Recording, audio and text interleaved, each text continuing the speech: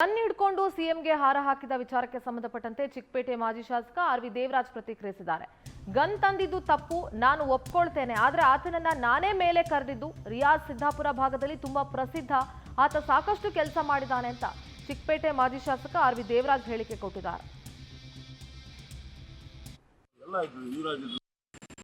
ನಿನ್ನೆ ರಿಯಾಜ್ ಒಬ್ಬರೇ ಅಲ್ಲ, ಸಿಎಂ ಭಾಳ ಜನಪ್ರಿಯತೆ ಇದೆ.